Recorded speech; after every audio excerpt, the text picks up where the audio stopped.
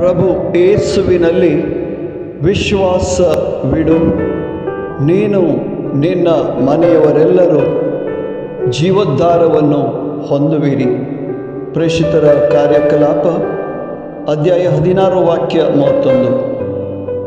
ಪ್ರಿಯ ಸ್ನೇಹಿತರೆ, ಈ ವಾಕ್ಯಾನುಸಾರ ಪ್ರಭು ಯೇಸುವಿನಲ್ಲಿ ಅಚಲ ವಿಶ್ವಾಸವಿಡೋಣ.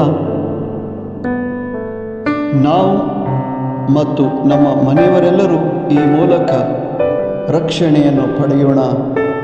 ಆಮೇನ್.